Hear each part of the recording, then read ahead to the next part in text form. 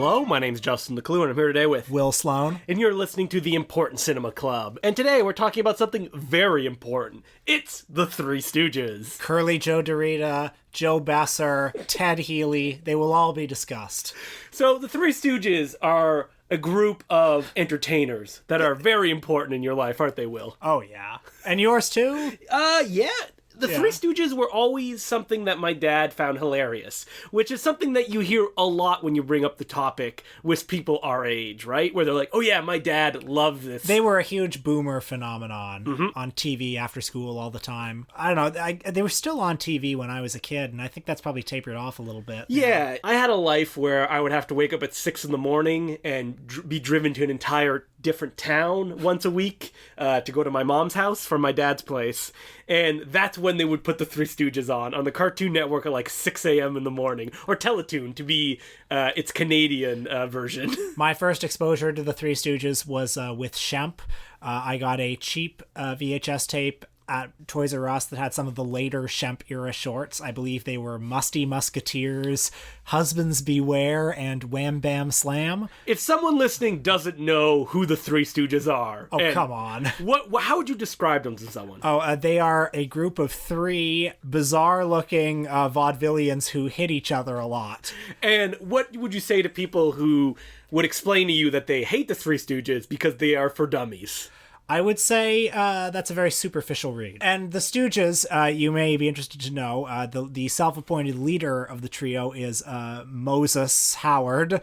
He's a bit of a tyrant, I would say, in the group. Then you got the funny fat guy, Curly. But if you only had those two, it would just be a tragic act about a mean guy beating up a guy that has mental difficulties. Yes. So they realized, well, we got to have a third guy in there, so we have Larry.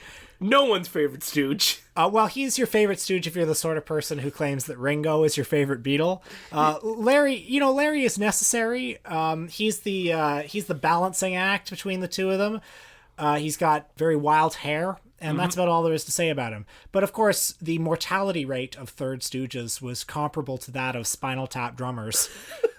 Except one of them, it's actually real. Yeah. So Curly, who was with the troupe in films from 1933 to 1946, suffered a debilitating stroke to be replaced by his brother, Shemp. And these two guys, Shemp and Curly, were the actual brother of Mo, the leader of the Stooges. Yes, and Shemp predated Curly in vaudeville. So let's go back to the beginning and where the Three Stooges came from. So you got Mo, and you got Curly and Shemp. And they're kids that just love to have a fun time. And they also had another friend on the schoolyard, a fellow by the name of Ted Healy. And they would make a show called Ted Healy and the Stooges. Yeah, and the act, as far as I can tell from video evidence, seems to be that Healy would be on stage and he would try to be a real classy entertainer, but he would constantly be interrupted by these Three Stooges of his, and he would respond by hitting them. And these Stooges, like, the way that the act would go along is that they would pretend to be audience members and heckle him and then get up on stage, and then Healy would smack them around. And several films survive from the early 30s. After Shemp had left the act to strike out on his own, he was replaced by Curly. So there are some films, Beer and Pretzels, Plain Nuts, I think is another one. And they're not that funny. No, and they're quite... There's a real cruelty to them, I think. The kind of choreographed mayhem that would become their trademark in the movies doesn't really exist on stage. It's mostly Ted Healy just slapping them in the face. Yeah, I don't get it. Ted Healy seems very mean, and I don't like him. Perhaps it was better live. And Ted Healy was mean in real life. Cheating the Stooges out of money. What ended up happening is that Ted Healy and the Stooges got a contract to make some movies. And they went to some studio, I don't remember who it was, Fox, MGM, someone like that. And what ended up happening is that they did do a project together, Ted Healy and the Stooges, but the studio loved the Stooges, didn't think Ted Healy was such a great draw. So they told Ted, and he went, you know what? That's okay. I don't have a problem with that. And then he turned around and he stabbed the Stooges in the back. It's too bad. So what ended up happening is that Ted Healy had a bit of a career that no one remembers to this day. He was in Mad Love with Peter Lorre and a few others. Just being a dick. And then he died in a bar fight. He died a grim alcoholic's death. He went out the way that he treated the Stooges, beaten to death. Oh, it's great to laugh at a man's Tragic You death. think the Ted Healy estate is going to come after us? Well, you read a book this week called for The Three Stooges From Amalgamated Morons to American Icons, featuring an introduction by Mel Gibson. Yes, in his pre-Toxic era. Yes. This was around, Mel Gibson, in fact, produced a TV movie about the life of the Three Stooges that was appointment viewing for me when it aired. I actually like that. Michael Chiklis as Curly, yeah. I like that TV movie. It's okay. Yeah. But in the book, I believe the book quotes Ted Healy's son, who is very upset about how very defensive. How Healy has gone down in history, saying his dad's a first-class vaudevillian. And, perhaps he is. Yeah, we didn't get a chance to see him live on stage. Those records that we have of it probably don't capture the magic, because he was popular, and that's the thing, right? Yeah. So there must have been a reason for that. If you like a smug asshole who's not funny, Ted Healy is your man. But moving on, the boys, Curly, Larry, and Moe, signed up with Columbia Pictures, where they became the darlings of their shorts department, producing film after film after film. So the thing about the Three Stooges is that even when they started making shorts, for Harry Cohn, who was the king of Poverty Row, which is the very low-budget side of Hollywood. I would say Columbia Pictures at that time was kind of like somewhere between the majors and Poverty Row. And when the Stooges started making shorts were already on kind of a down slope. Like, they weren't as popular as they were before. Like, the thing about the Three Stooges is that when you think of them, I would often consider them in that, like, golden period of when silent comedy was happening. But no, they came way later after that. Right, they're sound comedians. Yeah, they're sound comedians. And their shorts, the thing that was happening at the studio at the time was that they kept telling them, shorts are on their way out. Like, we may not need you for the next year. And the Stooges ended up working in shorts for 25 years for Columbia Pictures, making about 8 to 10 shorts a year. And during most time, they didn't get a raise, and they never saw royalties from their work.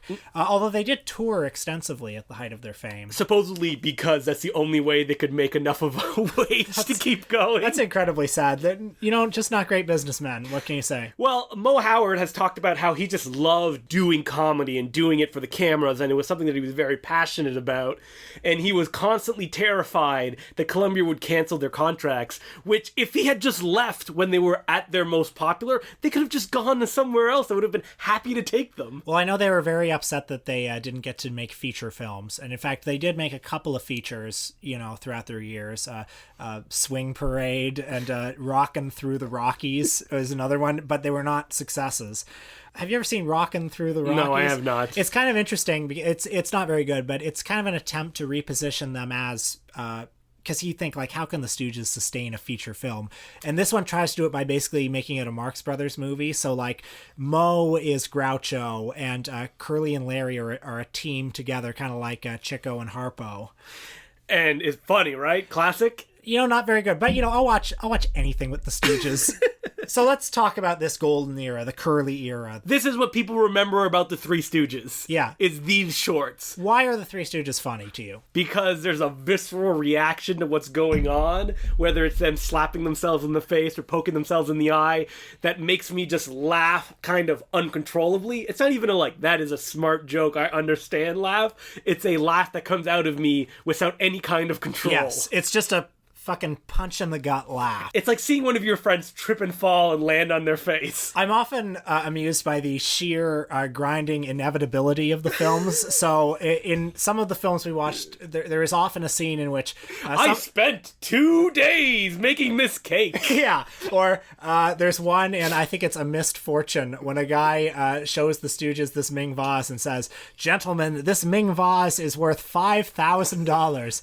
That's funnier than the vase being broken." It is, because you're just waiting for it, right? Yeah. You know it's gonna happen. That breaking of the vase probably won't be that funny, yeah. But them setting it up, that's hilarious. But sometimes the breaking of the vase is funny, so... Well, that cake bit, the best part about it is that whole short becomes about that cake. Yeah. Where the guy's like, "Fine, I can't believe I was able to find another cake," and the Three Stooges crash into them, and that short ends with the Three Stooges hired to make that guy a cake. Okay, so this short, the one he's talking about, is called An Ache in Every Steak, and it's one of the classics. A great film, and it begins with the Stooges as icemen delivering ice to a place, and this place happens to be at the top of a hill with a big staircase. So they spend the first half of the short basically like trying to transport ice up the stairs before it melts. And because by the time it gets to the top, it's a tiny cube. Okay, so that's moderately funny, but what's really funny is them falling down the stairs or dropping their ice so that it hits the guy with the cake.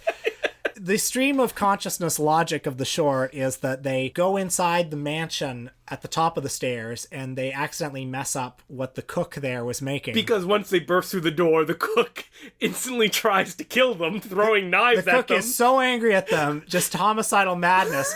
So, of course, the cook is dealt with in some way, but the wealthy dowager who owns the house, the boys offer to make dinner for her in lieu of the cook. And she says, oh, that's fine. We're having a party in here. Yeah, you can make my meal. Yeah, and then, so the logic of that is suspect. And then pretty soon they're guests at the party, dancing with people. Yep. And it all leads to them wheeling in a cake, which explodes. We should talk specifically about the characters of Mo, Larry, and Curly, because the scenarios change from episode to episode. Sometimes they're car mechanics, sometimes they are like race car drivers, Sure. boxers, doesn't matter. Yeah. But the characters are concrete. You got Mo. He's the leader of the group. Yeah. He gets angry, and he usually starts the slapping and hitting. Well, in fairness, people say Mo is a bully, but he's often at the receiving end of a lot of incompetence. But he is also incompetent himself. Yes. In fact, possibly, well, I was going to say possibly more incompetent than the others, but I actually don't think that's true. Yeah, he seems to have a little bit more of a guiding principle. You'll notice that Larry and Curly don't often talk to each other. Mm-hmm. They talk to Mo. But there's a scene in Higher Than a Kite when Mo gets his head stuck in a pipe, and that leaves Larry and Curly amongst themselves to figure out what to do with it. And so they keep saying things like, hey, if we heat it, it'll slip off. Or we gotta hit it with this sledgehammer and it'll come out, or we gotta twist it and then with predictably disastrous results. Mo being like, what smells like it's cooking? Oh God, It's me. Yeah. I'll murder you. Like there are these close-up shots of him inside the pipe going, I'll murder you. It makes me laugh thinking about it. This is maybe the funniest stretch of film I've ever seen. Just them trying to get Mo's head out of a pipe. But then you have Curly, who while Mo is more anger and he's dealing stuff out, Curly is reacting to situations, and that's where it's funny. Curly is kind of like a goldfish. He doesn't have much knowledge of anything beyond what he's doing at this exact moment. And he gets angry, but he doesn't get angry like Mo does. He kind of goes like, ruff, ruff, ruff. You know. So no one can hear that. Just slap my head like Curly used to. So in my all-time favorite Stooge short, A Plumbing We Will Go, there's a scene when he's trying to fix a leak in the shower upstairs. So of course he puts a pipe in the leak, and he's really happy with himself until he sees that the water is still coming out the other end, and he goes, and then he puts another pipe on the end. And he's happy until he sees, water's still coming out the other end. So he keeps putting on more and more pipes until he's trapped in a cage. So this is a good time to bring up the fact that when people think of the Three Stooges, they just think of they slap each other, right? Yeah. While I think that there's also a surrealism to everything that they do. Oh, definitely. And that's what really makes it funny. You know, I think we both watched a couple of the colorized versions of their shorts. Not as funny as the black and white ones. Not as funny because the black and white, it's like Fred Astaire said that he liked black and white because it highlighted just the purity of the dance. And it's the same with the Stooges, really. It's like just pure comedy, and there's an unreal quality to black and white. Whereas if it's in color, it just looks like kind of a... I was so distracted by Mo's hairline in the color, because it's like, whoa, you can really see it. Yeah. While in black and white, no problem. Then we have Larry. Who cares about Larry? I like the way that Larry looks in the background when he's reacting to stuff. Larry was famous as an actor who couldn't remember his lines and didn't really care about what he was doing. He just wanted to bet on the horses and have himself a good time. Every comedy team has one. Dean Martin, Oliver Hardy. They all had one guy who liked to bet on the horses. Exactly. And then we have Shemp. Now, we haven't really Mo talked about Shemp because he came later in the Stooges kind of classic era, right? And Will said it best when I started talking about Shemp when we were watching all these shorts for this podcast. He went, a real Stooges fan learns to love Shemp. That's when a Stooge fan becomes a man. Because the thing about Shemp is he's not Curly. Because while Curly had this kind of childlike innocence to everything, Shemp is like an old man reacting in terror for his life. And you can see why kids, instinctively love Curly. Yeah, and then Shemp is like, ugh. Shemp has a bit of a Kramer quality to him, I think. Yeah, he does. You were pointing out in the film Brideless Groom when a woman puts Shemp's head in a vice. Yes. like in Casino. Yeah, terrifying. And she's like she's scratching Curly his would head. be like, woo, woo, woo, woo, woo, while Shemp is like, ah! Shemp moans for his life. Brideless Groom is a great film because it's just nonstop assault on Shemp's body. You remember the scene when he goes to this woman's door to try to propose to her, and she doesn't know who he is, and she brings him in and says, "Oh, Cousin Basil, I can't believe it's you." And then she finds out it's not Cousin Basil. She literally starts punching him over and over again until she literally punches him out the door. Shemp was known as like the funniest of the Stooges. For the people that knew them in real life. He does have a very rubber face. He's very funny. Yes, There's nobody else like him. I mean, the thing about Curly, Larry, and Moe is it's like there's something just perfectly balanced about it. You got the bald guy who's pure id. You got the one with the crazy hair. Yeah, and you got the leader with the bowl cut. And with Shemp, he looks a little too much like Moe. It's like Shemp has that like long wavy haircut as well, right? Which looks awful. It does. It's just like greasy and terrible. And if people are wondering what happened to Curly, like we mentioned, he had a stroke or multiple strokes while he was making the shorts. The last year of Curly shorts, like 1946, are brutal. He no longer has any energy. He looks like he's lost a lot of weight. Just his last appearance, basically passed out in a seat on a train. Yeah, that's right. He full head of hair. He appeared briefly in a Shemp Era episode in a cameo. His final canonical Stooge film, Half-Wit's Holiday, is interesting because he collapsed during the making of it, and so the last 5 minutes of it are completely Curly free. And it's just like Moe and Larry throwing pies at each other, and in the back of their minds is fear for Curly's life. So Moe was the leader of the Stooges, like I've said multiple times in real before. life as well. Yeah, because he actually had them, Curly and Larry, sign off the rights to the Three Stooges to him, and he also had Curly sign a document after he had a stroke. Yeah. That was like, I hope you feel better. I'm really praying for your return. But in the event that you don't recover, I would like to own the rights to your name and image. And in fact, this led to a big lawsuit, I think, in the 90s. Yeah, Curly's children. Yeah, with like Moe's elderly widow being like hauled into court. And you know who was the lawyer for Curly's children? No. Bela Lugosi Jr. Really? An absolutely true How is fact. there not a TV movie about that? And also, what's interesting is somehow that lawsuit ended up with the official Third Stooge is Curly Joe Dorita in terms of rights issues. Oh, I think it's because like Curly and Moe were brothers, so I don't know. But Curly Joe Dorita is not. Well, we're going to talk about Curly Joe Dorita in a little while. Excuse me. Because I want to talk, we're still in the classics period, because the Three Stooges, they made somebody angry while they were making their shorts. And that man was Adolf Hitler. Oh, yeah. So this is a story that usually when you do research about the Three Stooges pops up to the top. Because what ended up happening is that the Three Stooges, in one of their shorts, they made fun of Hitler's Germany. And in fact, they beat Charlie Chaplin to the punch by a few months. Although the Stooges film, You Nazty Spy, went mostly unnoticed, I think. And supposedly what happened was that at the time, the Hays Code, which was the censorship board, was really hard on people who were making fun or trying to demonize Nazis because they said it wasn't fair. The U.S. was not in the war yet. Exactly. But because the Stooges were making shorts, nobody was really noticing, so they were able to go along with it. And You Nazi Spy has Mo Howard, like, he gets the Hitler mustache at one point, and he becomes a crazed dictator. Moronica for morons. The plot is that basically the puppet masters of Moronica decide they need just a stooge, if you will, to because they want the country to be in war, because then they get profits. Right, which is a very prescient... Yep. So they get a Donald Trump-like figure, in this case Mo Howard. Yeah. And his stooges, and it ends with them being eaten by lions. But this short, in fact, was, I think, the favorite of Moe, and possibly also of Curly. Probably because it actually had some kind of impact to the people that watched it. And it had some satirical point, and of course the Stooges were Jewish in real life, so I'm sure it was very important for them. I mean, the Three Stooges, as far as they're considered for dum-dums by stupid people, you also have the fact that one of their shorts was Oscar nominated. Yes, Men in Black, I think their third film. Yep, so they worked for Columbia for 25 years, and their shorts just got worse as they went along.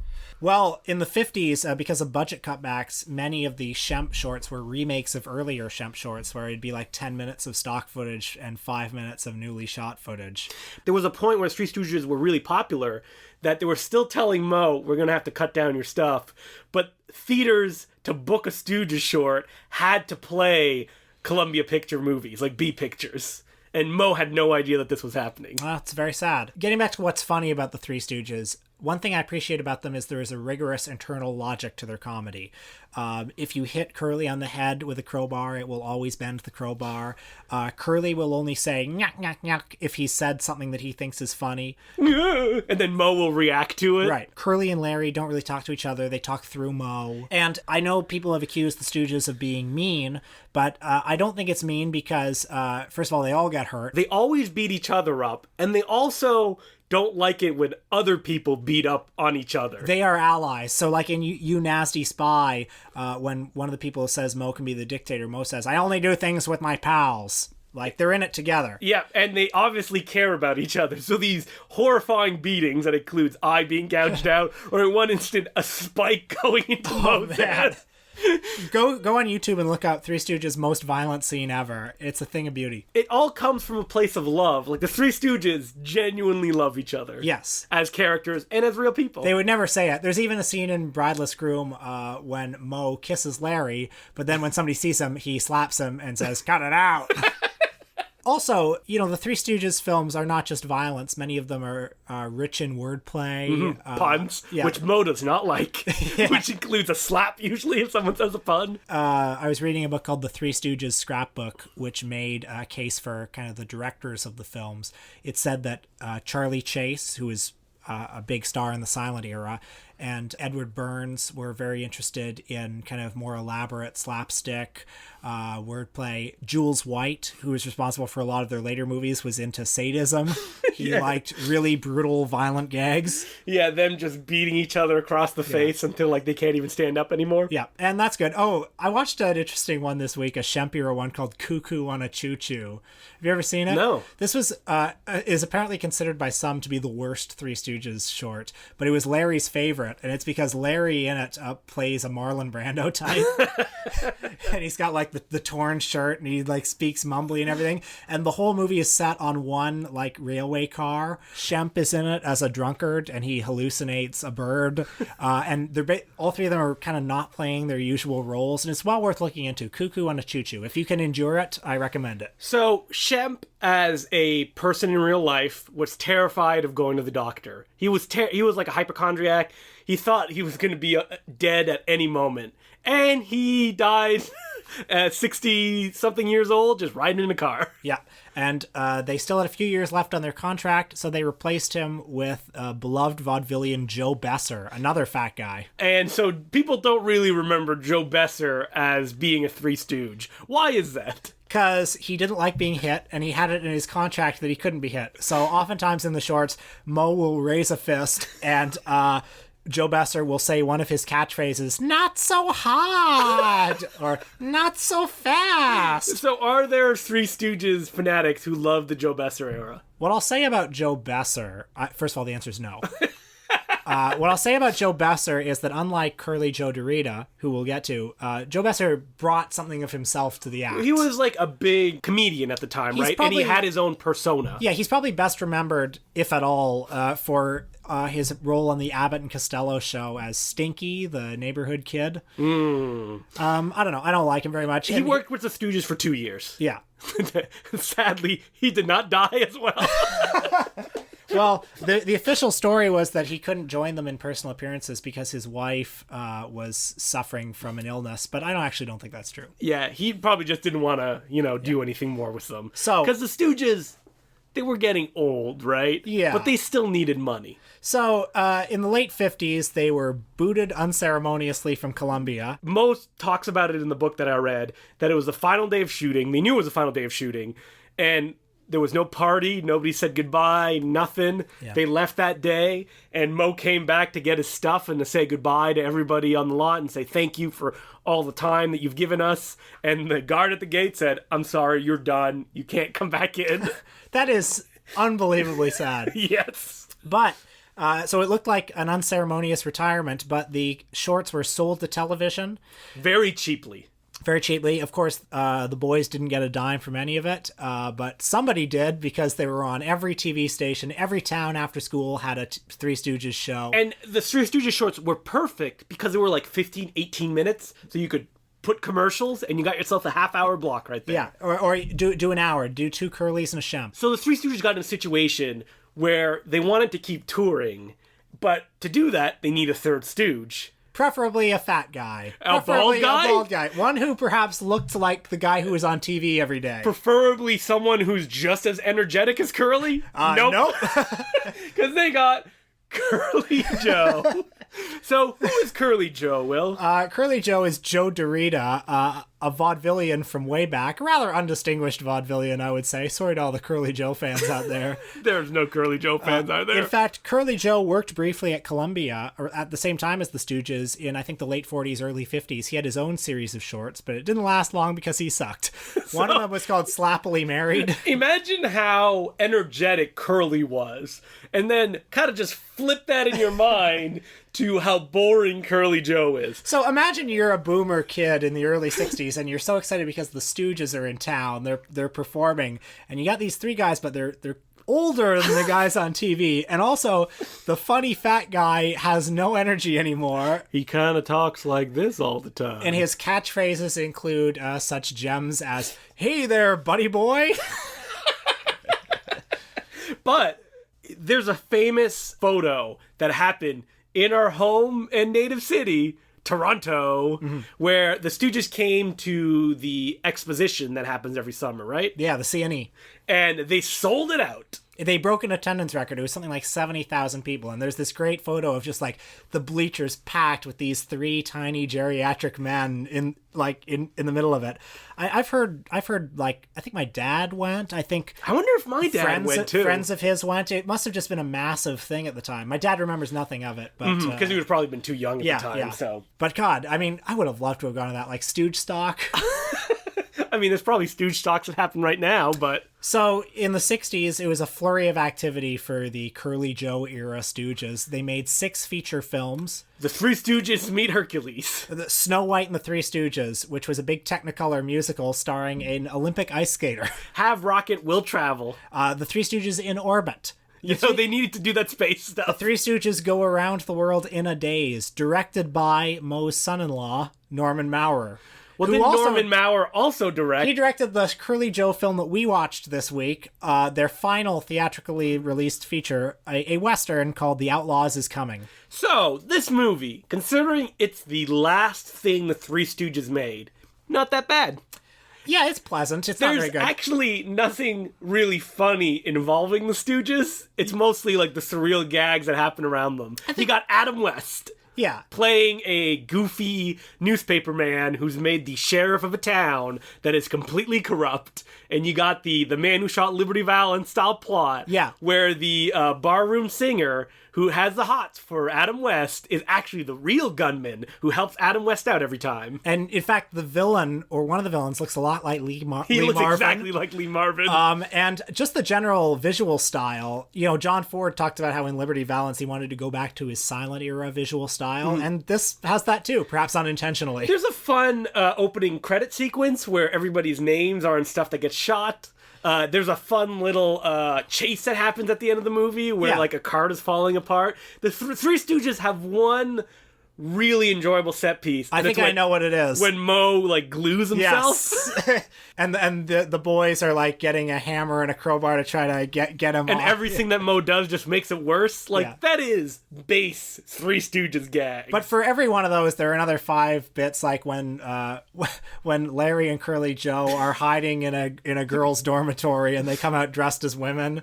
Just kind of tired, lame stuff. When I interviewed Adam West years ago, I asked him about what the Three Stooges were like, and he said, like any actors worth their salt, they saved it for the camera.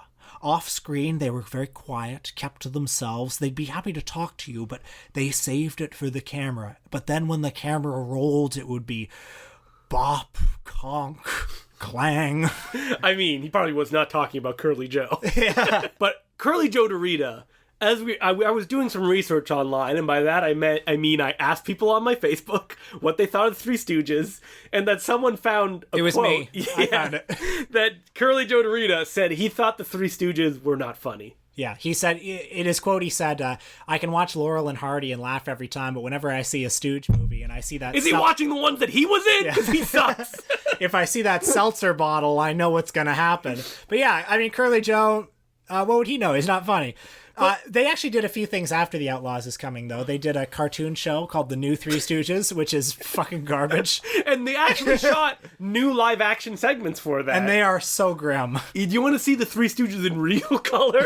Like, on the doors of death? Like, if you squint enough, you'll see the Grim Reaper in the background just waiting for them. You watch those shorts online. And their very last project together was a TV pilot called Cook's Tour, where it was them, the conceit was they had retired and they were going to spend the rest of their lives vacationing, basically as platonic friends, I guess. And they didn't even plan the pilot. They just shot it when they went on like a boat tour and went in the woods and stuff like that. And they were hoping that the comedy would come out of just them doing stuff. And it was supposedly unwatchable. I've seen it. It's home movies. It's fucking garbage. It's terrible.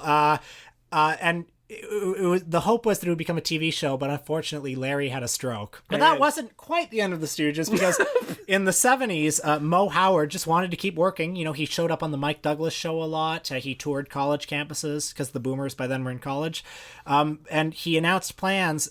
He, Curly Joe, and longtime character actor Emil Sitka, who had been in and out of the Three Stooges kind of sphere since they pretty much started. Yeah, he'd been in tons of movies. He was in Brideless Groom. He was the Justices of the Peace who says, "Hold hands, you lovebirds." In fact, that's on his tombstone. Is it? Yeah, his tombstone says, "Emil Sitka, hold hands, you lovebirds." Don't forget, Emil Sitka, also the star of Sam Raimi's Crime Wave. The star is generous, but he's in it. And he's in Sam Raimi's The Nut House as well.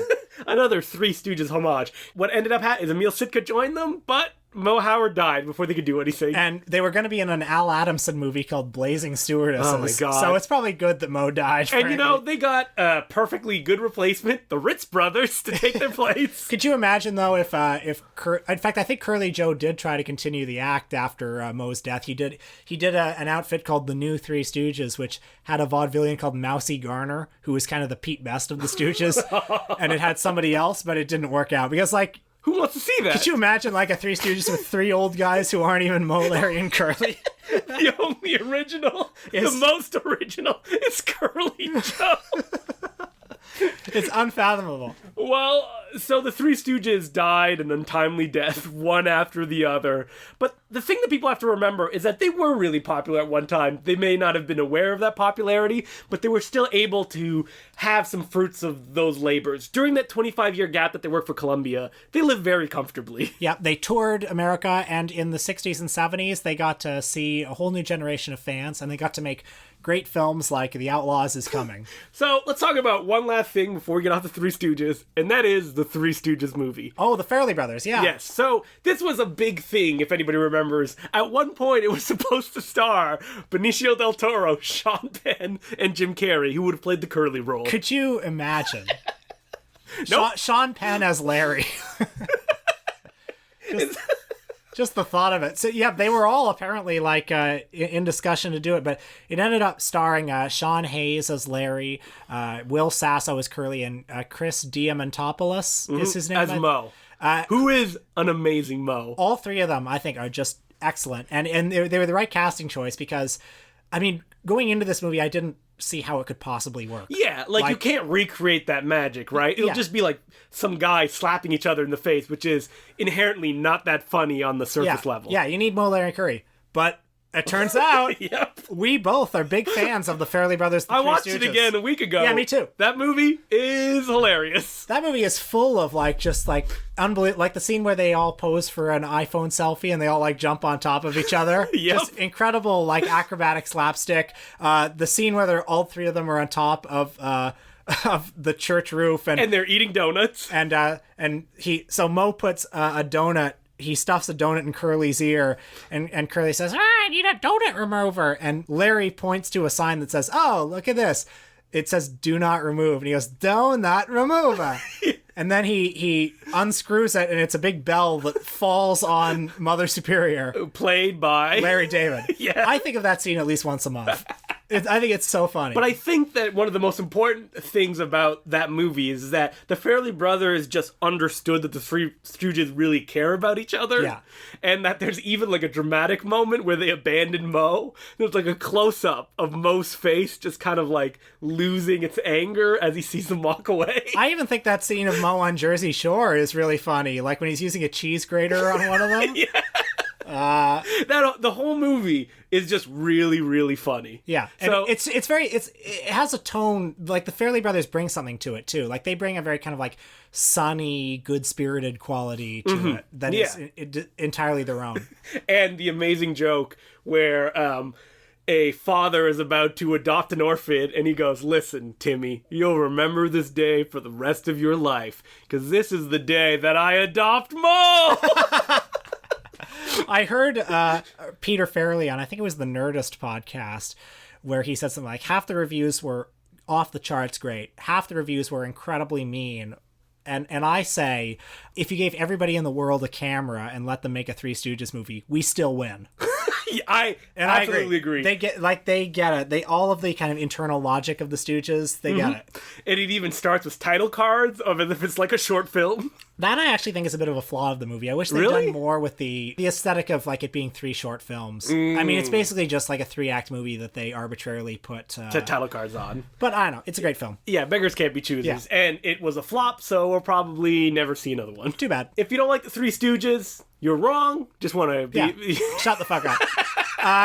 We said off mic that I'm the Mo of the Important Cinema Club, and Justin, I'm definitely the Curly. Justin's the Curly, in that you're the fan favorite, and you're a bundle of id. Yeah, that's right. I laugh and I get angry all the time. But I'm the leader. I'm the most competent one, but I'm also incredibly incompetent. And I'm very mean-spirited. Oh yeah, that I agree with. Yes. All right, so as usual, you can send us letters at importantcinemaclubpodcast@gmail.com. Doesn't need to be specifically about an episode, but if you hate the Three Stooges and you want to tell us why, send us an email. We will laugh at you. I don't want to hear from those people. Well, I mean, you know that my co-host at Loose Cannons, Matthew Kumar, hates the Three Stooges, commenting that they are for dum-dums. I think that speaks very poorly of him. And I would love to give him a Mo-style slap to the face. And Matthew actually gave us the benefit of the doubt and watched a short with us. Plumbing We Will Go, one of the best Three Stooges short, just stone-faced the entire time. We laughed very hard. Yeah. So this letter is from Dean Thompson. He goes, "Hey, Justin and Will. Love the podcast. Thank you. I was just curious whether you have a history with or thoughts about the team-up films of Terence Hill and Bud Spencer. As a kid growing up in New Zealand in the 80s, I remember that these did gangbusters on the playground of my primary school. Miami Super Cops, Double Trouble, I'm for the Hippopotamus. I don't know if there's enough grist for a whole episode, but any musings would be appreciated. Dean."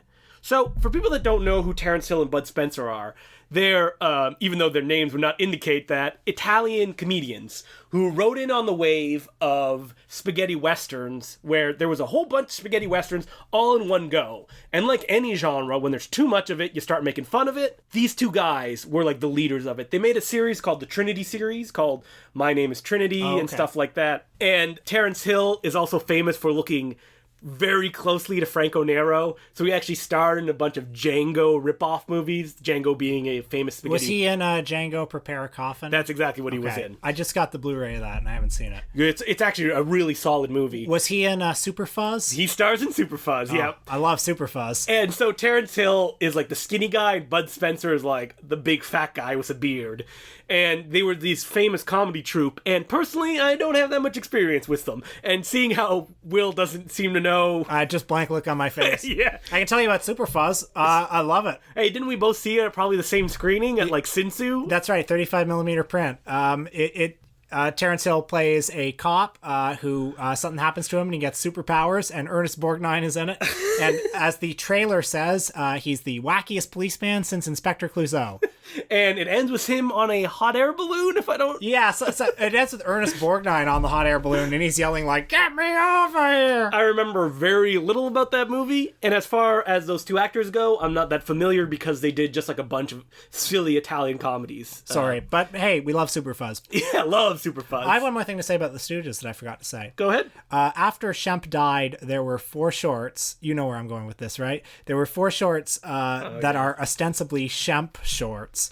That were made up mostly of stock footage from earlier Shemp shorts, but with a couple of newly filmed scenes. And in those scenes, Shemp is portrayed by a stuntman named Joe Palma, who you only see from the back. And there are also scenes of like Moe and Larry, trying to pad the film by saying things like, "Hey, Larry, where's Shemp? Oh, Shemp left us this note. He's off, blah, blah, blah." And that stuntmaning of Shemp is where the term shemping came from. Yeah, and fake Shemp. In all of Sam Raimi's films, you'll see in the credits fake Shemp, and that's a stand-in. Yeah, exactly. And it's funny because it's hilariously obvious anytime you see the back of Joe Palma that it's not really Shemp. There's one point, in fact, when Joe Palma goes, beep, beep, beep, beep, beep, beep, beep, like doing his catchphrase, which is pathetic. And also, in any of the moments when Moe and Larry say, "Where's Shemp?" you know that Moe in the back of his head is reminded that his brother just died. Yeah. And he knows where Shemp is. There's a YouTube supercut of all these scenes of the fake Shemp moments, and I encourage you to look it up and stare death straight in the eye. So what are we doing next week, Will? Saijin Suzuki. Finally. Yeah. We promised it 2 weeks ago, and it's about time. So like we said last time, it's going to be Tokyo Drifter and something else that we end up watching. Probably Branded to Kill. Yeah. Yep, the classics. Yeah. And until then, my name's Justin McClue. I'm Will Sloan. Thanks for listening.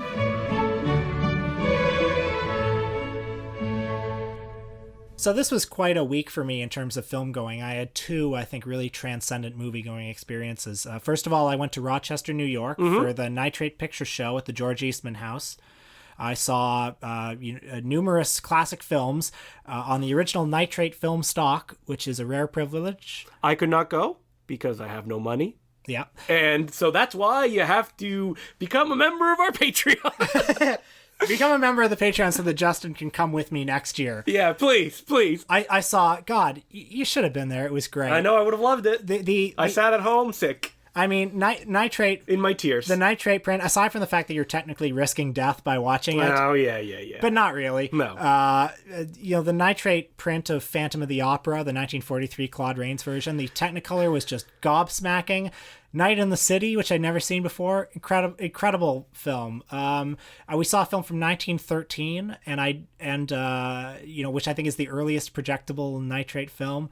God, Alexander Nevsky, Blood of the Beasts, great, incredible all stuff. The classics. But what else? But we also did something else this week. Yeah, something that I also participated in, which I think you're probably more eager to talk about. Yes, because I was there. What did we do? So we talked about this last episode, which that there's an Indian hit that made it to the top 3 of the box office called Bahubali 2.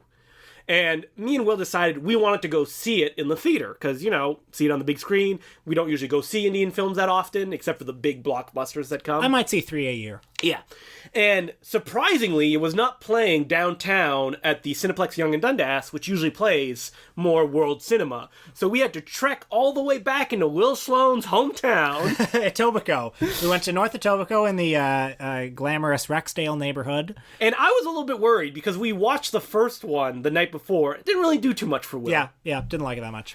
So we did this long trek, worried that you couldn't buy tickets in advance, that it would be sold out or something like that. The cinema was only playing this movie.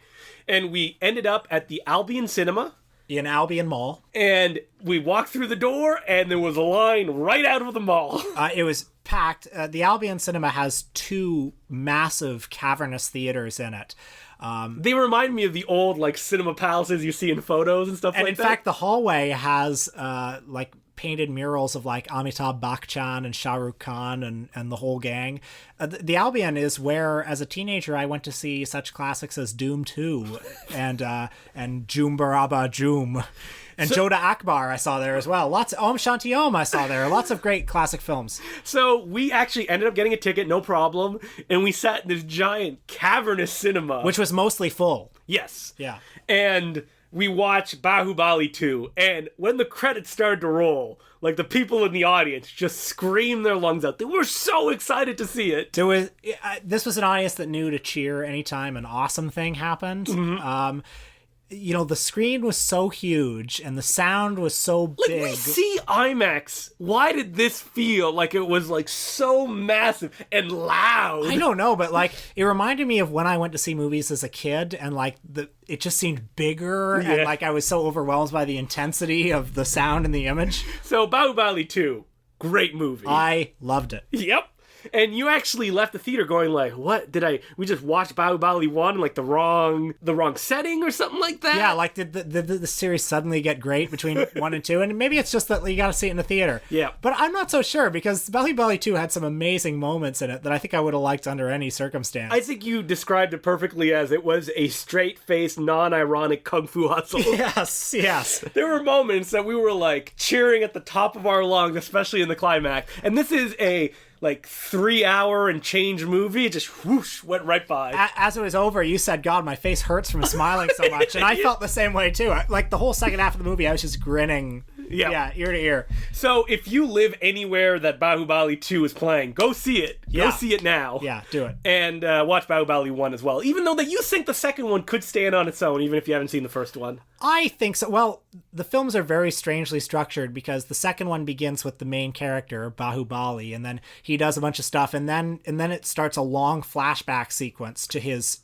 father. Which ends on a cliffhanger in the first movie, and then the second one picks up from that flashback cliffhanger and continues for 2 hours in that flashback. The first 2/3 of Bahubali 2 are a flashback. So if you don't know what's going on in Bahubali 1, when they pull out of that flashback, you're going to be like, what the fuck is going on? But I don't know. I think people might still be able to understand it. It's like, all you need to know is that his father was this, like, great king warrior guy, and now he is too. Yeah, and just go see that movie. Especially if you can go to an actual kind of Indian cinema. Oh, yeah. Because that's the kind of experience that you want to have. It's great.